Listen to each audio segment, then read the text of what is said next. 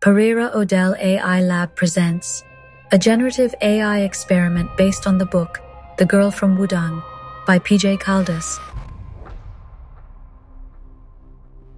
Chapter 1: Pushing Hands. I used to think the world's obsession with technology was merely pathetic.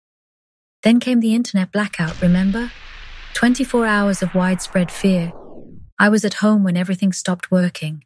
On my phone, all apps froze, like dragons do with the first winds of winter.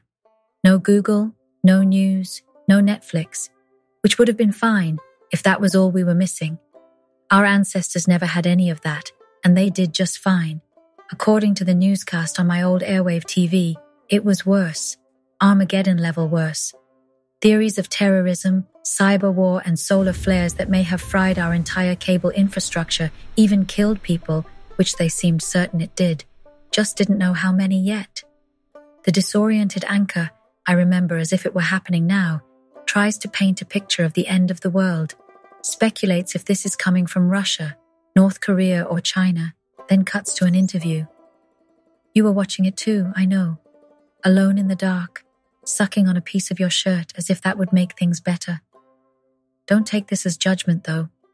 There is none, I promise. Just saying I can see it on your files. But given your state of fear, I can't tell if you were paying attention, because what was said next mattered.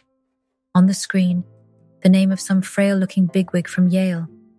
Between a mahogany desk and a wall filled with thick books of all colors, he warns us that the underpinnings of the entire planet rely on the internet, food and water supply, electricity grid, defense systems.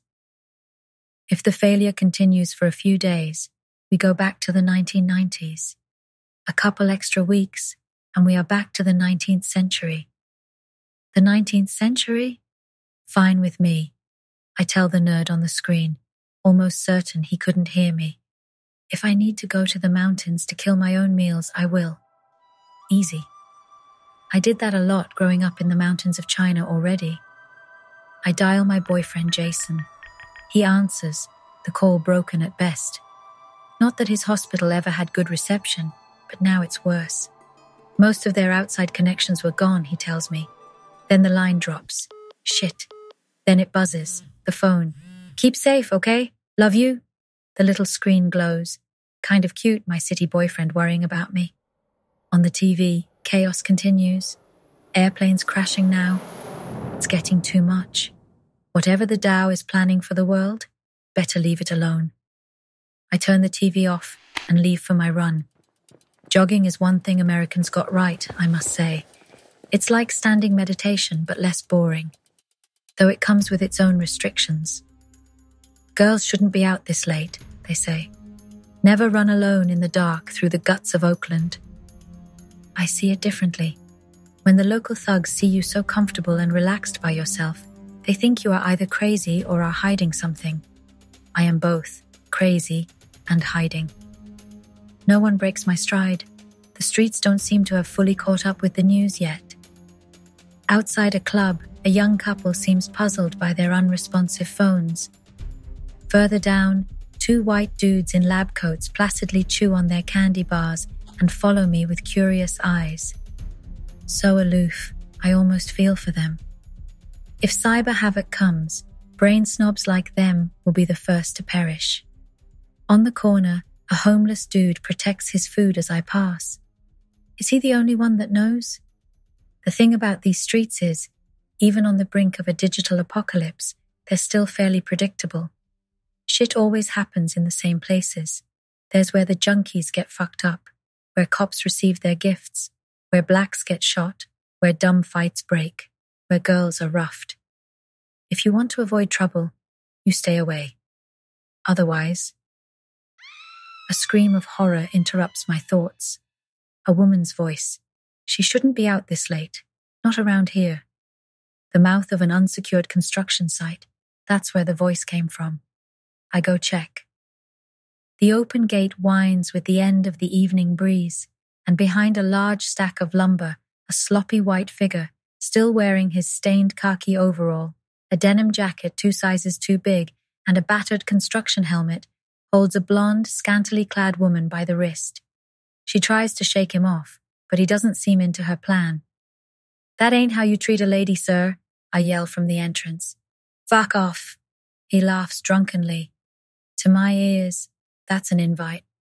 As the adrenaline kicks in and my heartbeat picks up speed, I pass the fence, causing him to pause, more amused than wary, I must say. With the sleeve of his stained jacket, the white demon wipes the messy bush growing around his mouth and opens a grin full of gaps. Yes, an invite indeed. When it comes to fighting, here's the difference between a guy and a girl. We know they underestimate us, and I love to make them regret that. "Leave her alone, sir." The drunk cackles and lets go of her hand. "Huh, looks like the chink wants to join us, babe. Isn't she cute?" He takes out a pocket knife. I sing the little mantra I made for myself. The Tao is the nothing. In me, infinity it will be. Bring it on, you feeble fuckhead. With the same speed, same determination, I keep marching forward. He holds his inviting grin too. Oh yeah, the girl. Long legs, short skirt, breasts overfilling her bra. He must take outfitter's permission, of course. For a moment she glares at me, pauses in fear and gasps for air. I smile and wait for her appreciation. "Somebody fucking help," she screams toward the fence instead. "Thanks for the confidence, lady." I gaze at the knife, twist my wrists for a little stretch, then pounce. If you think a dead phone is disorienting, try a fight, a real one, not those in the movies. In real life, they are short, messy, and unforgiving. You never know where the next pain is coming from, or how strong, or why. You have to deal with your dumb opponent, make sure you don't kill the fucker, and that he doesn't kill you, all while trying to avoid stepping on a nail or tripping on a ladder. That's what real chaos looks like. My eyes are still adjusting to the light when I wrap his wrist and pull him into me, and in a moment of confusion, his blade nicks the side of my shoulder, right over the tattoo of my hometown. Wudang, its mountains and fog, its mighty tigress and the swarm of bees Shifu cursed me with, now covered in blood. "You're so fucked, jackass." I touch his wrists and gently move my stance to lure him in. It works like magic. He comes. I adjust the angle. One more step, and all he cares about is recovering his balance. I headbutt him in the nose. Not a pretty move, but it works. He yells, covers his face in pain. The blade is mine. "Eat tofu," I say, and the dude freezes in the most absolute confusion. In Mandarin, it would have worked much better. Whatever. "Fucking depraved," I correct. Now he smiles with pride. Asshole. I kick him in the chest, thinking of how Shifu would scorn such excess, but I have a plan. In panic, the drunk tries to hold my leg. Men are so dumb. They have the emotional range of a fucking ant. My heels smash his sternum, making a crack and a puffing sound, though momentum and idiocy keep pushing his hips forward. His feet take off, his body spin backward. Like a butterfly, he glides in the air. It's beautiful in its own way. The knife goes into my pocket. Safer. The world is so slow I can count my breaths. All sounds are muted, and life moves unhurried. The poor man? He now floats in the air, and the yang trapped inside me escapes through my pores. Go, chaos, go cause mayhem elsewhere. Myself, I'm happy here, watching him descend a perfectly drawn arch, his chest floating back, the legs raising, knees first, toes whipping next. I think I can even hear old echoes of China, Shifu's flute playing its long notes in the background. Oh, the glorious piece of violence. Taken aback by the outcome, the khaki mass flips up and down, a zeppelin taken by desperation. Then bam! The pervert smashes onto the ground, head first. He stays there, the face pressing against the gravel and dirt, the body vertical like a tree, legs hanging as branches. The distant neons from the neighborhood blink on and off, multiple times, and he shows no sign of life. Shit. I turn to the blonde. Go! But instead, she attacks me with her tiny handbag. 12 times, Are you crazy? I hold her by the arms. She struggles. I want to tell her she needs to leave now, but her eyes widen before I have a chance. On the wall in front of me, a looming shadow expands fast, eating every inch of light I have left. I shove the woman with my wounded shoulder. It hurts, but works. She falls to safety 3 feet back, and I barely have time to turn. The guy now has his arms and head wrapped around my waist, shoulder pulling my ribs back as the lady explodes into a horror movie scream. No takedowns today, pal. I grab his ears and push the asshole away. Behind me, the woman yelps, her gaze now locked on her own blood-soaked shirt. Her chest drips red and she waves her hand. Oh my God, oh my God. With the knee, I hit the man's solar plexus to keep him at bay. She needs to calm down. Nobody wants the police to come. Hey, lady. It's okay. That's my blood, see? She breathes, relieved, then goes back to a total lack of sisterhood and threatens me with the purse again.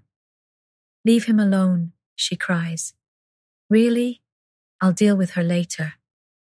In the meantime, the dude insists on taking my hips, though apparently he has no idea of what to do from that position. Fair enough. Over his back, I extend my arm and stick my finger into his ass. I remember wrestlers call it an oil check, and I laugh to myself. Despite the thick overalls protecting the limits of his manhood, the creep shrieks like a cartoon character. Hooked in the dude's rear end, I anchor my heels to the floor, weight to the back leg, and while I sink, I brush my hand across his spine all the way to the collar I grab. It's almost sensual, I confess. The idiot stares at me in confusion as I sink my hips near the ground and circle my way toward his crotch. Snake creeps down, I tell myself, as if directing my Tai Chi classes in the park. Hard not to laugh when I yank him over my shoulders and he screams, Wait. But I had work to do. Concentrate, Yinyin. I flip him in the air, crash him on his back. The thump is dry, almost silent. His eyes bulge, the mouth open like an orangutan, and he wheezes so deeply I wonder if he's ever going to find air. I let him try. 1, 2, 3 times. Better? My fingers dive onto his scalp now, force him to his knees. He's mine. Him, the fight, the battleground, everything. Suddenly, Oakland is the quietest place on earth again. The sound of a single TV comes from far away. Maybe I'm not the only one with an unplugged screen. On a large trash bin, the lights reflect the alternating reds and blues from the strip club beyond the gate. And among all that disarray, placidly observing from the top of a wall, a black cat scans the place for rodents. From a large tree, an owl stares too, probably searching for the same unlikely dinner. I think it's funny. In China, owls are called cat-faced eagles, so it sounds like the beginning of a joke. A cat, a cat-faced bird, and a girl nicknamed Tigress walk into a dark alley. The Tao can have some sense of humor sometimes. I have kids, please, the asshole begs, eyes bouncing between mine and the knife I now hold. Mercy? Nah. I raise it high, the tip pointing at him. Should I? I was about to go for a no and let him run away this time, but the fucker finds a slab of wood somewhere on the floor. Suck my dick, he says as he swings at me. Heavens no, I tried. I let it pass and kick the wood so hard it breaks in half. Then I throw the blade down. He squints. The blade keeps going down. So fast for the world. So slow in my mind, like Tai Chi or Shifu's flute. Then the blonde's glass-cracking shriek breaks my peace and I'm done caring. That's when it happened. The flash. So bright it's blinding. Then as my vision returns, I am somewhere else. Where? How? A tight corridor, full of people rushing down some sort of stairs. An emergency exit. I'm pushed, shoved. I try to protect myself, but my body, it doesn't respond. It's as if it isn't me there, or like someone else is in control. My spirit swirls in a near-panic confusion, yet the heart remains calm. An alarm sound buzzes on and off. Where is this place? The door opens and the wind blows fresh. It's outside, A parking lot, at a business complex of sorts. Glass buildings, 7 or 8, people coming out of all of them. There's no sign of smoke, no first responders, just people walking around, staring at their phones, moving toward the giant sculpture in the shape of a tree where lights were still on. Oh, and lab coats, lots of lab coats. A short white woman in a suit and a stern face waves at me and hollers, "Perry!" Who is Perry? Behind the woman, a lanky guy, Indian or Pakistani, I guess, comes running. "It's down everywhere," he cries. She asks, "Could it have been China?" And he responds with a no. "Did you call Natalie? What did she say?" "They've been attacked too. Looks like one of ours, boss." "Oh, a boss woman. Nice." She comes so close I can read her name tag. Nancy Carpel, CEO. She takes a deep breath. "One of ours? How do you know?" "What am I doing here?" I try to scream, but no one listens. "Did I die?" The guy shows her the screen. "The servers, they've been all diverted to the game." The woman wipes her face with a sleeve, turns to me again. "Fuck, Perry. Where is he?" I say I have no idea, but it's not my voice. Neither do I know why I said that. The security guard, he comes running, flashing his freaking light on everyone's ID. He stops a skinny black woman with the biggest eyes I have ever seen. Both turn to me, trying to say something I don't understand. It doesn't matter. The guard checks her badge, her face, and proceeds in our direction. The group next to us, the Indian guy, the Nancy lady. My turn. The light blinds me, and the fresh air is gone. It now stinks of alcohol, cigarettes, wood, and the worst of the body odors. I skim my surroundings. Yes, the construction site again. The drunk, the stripper, the cat, and the owl.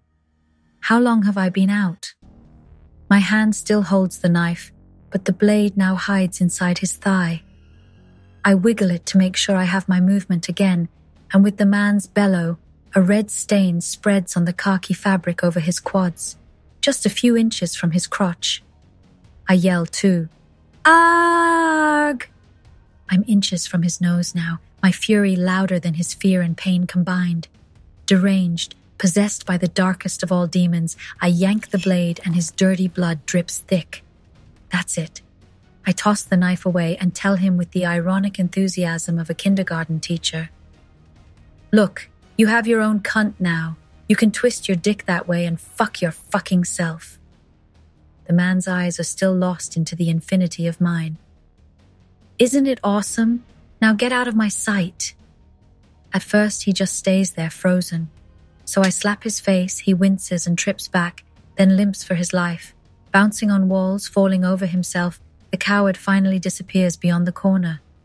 "Good job, Tigress," I tell myself, then brush off some of the concrete powder and sawdust covering my running clothes. How am I going to get rid of all this blood? Who cares? A smile creeps in. Behind me, the woman continues to yell, "Stupid bitch, you are one person. Will you beat them all?" "Yes, I will."